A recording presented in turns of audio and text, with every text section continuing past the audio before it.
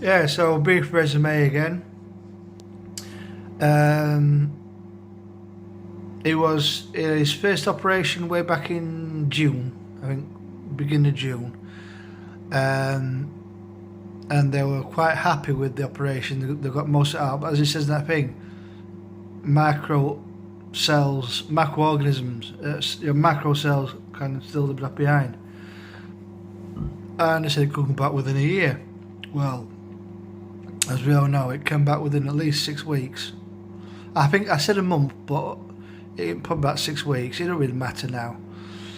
And that's when well, there's no point in seeking any more help at the moment because if that sarcosis thing can come back with a vengeance, which it did, removing it's just going to be another expense and pointless because it's just going to come back with a vengeance.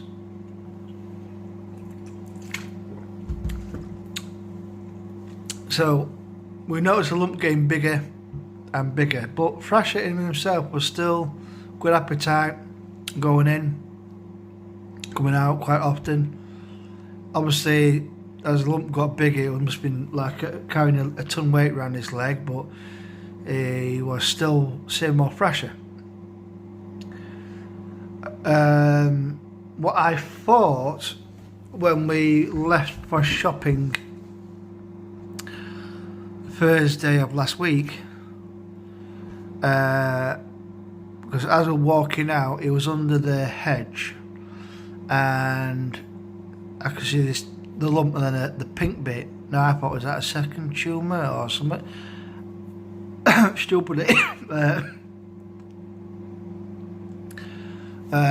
I thought the tumour had come through the fur. I didn't take the skin into consideration.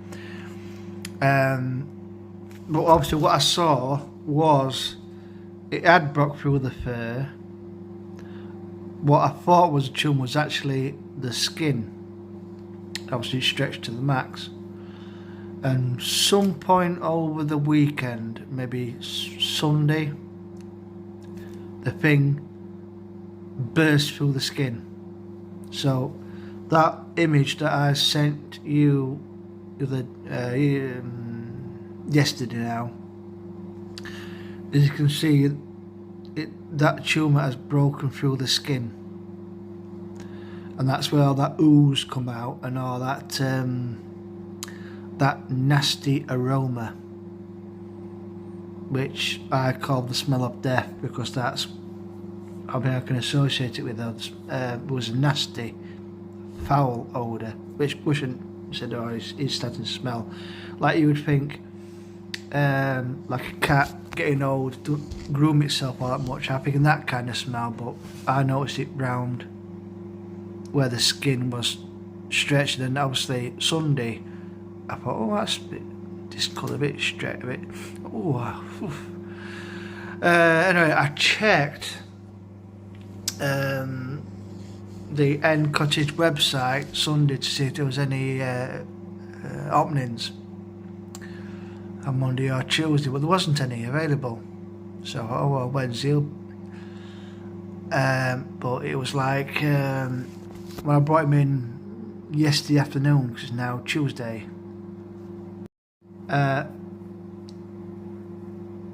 because today's now Tuesday, the 23rd of September.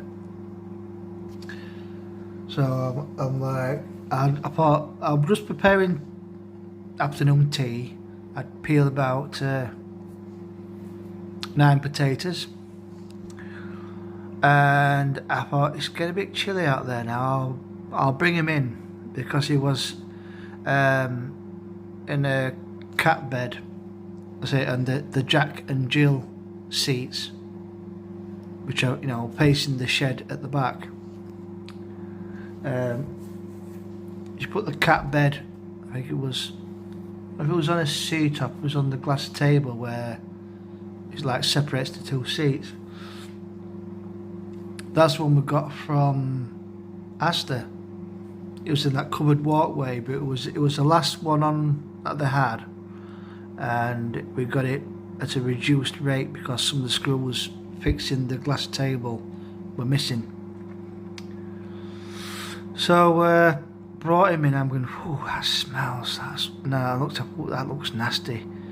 And so I thought I'd ring up the vets and cottage it out and see if there was any slots available. But I wasn't bringing up for that. I was just bringing up to give him the situation, the update, because I sent him an email and didn't answer. And then I said, "Oh, can you come in at 3:30? What, tomorrow? No, today."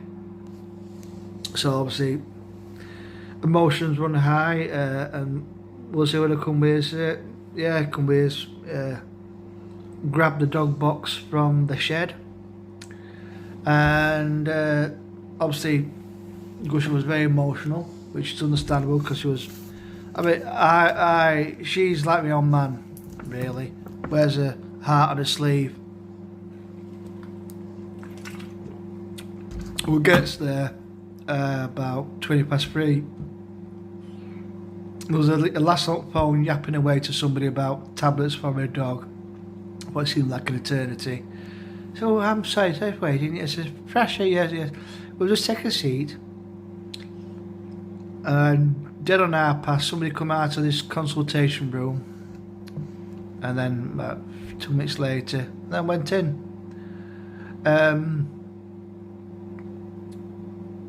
Thrasher, I think after a while, when she went to get she offered him some like liquor licks, but wasn't liquor licks. It was in like a toothpaste type of tube. So that's some pate in a tube, and he didn't want it, and that's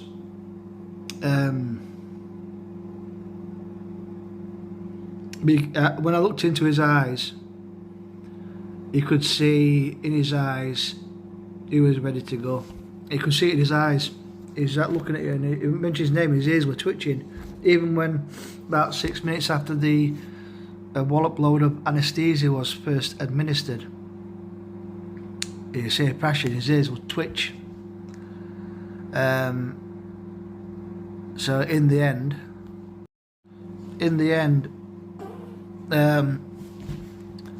she had to administer the second injection, and he put up a good fight, maybe 10-12 minutes, but then when she did the old stethoscope thing and confirmed that he had passed over the Rainbow Bridge, to use a term, she rolled up the blanket that was on the table and like took him, and she was very good. I mean, well, I was describing when I brought him in, and when I noticed this fly, not on him, but it was near him, which would have happened because that smell would have attracted a common house fly, unfortunately. But mind you, that's the way it is. Yeah, I did get a little bit emotional there, and I managed to like reel myself back in. But before that, she'd put a box of tissues on the end of the consultation table, and she said to us, "Do you want to go through, the back door, to like?"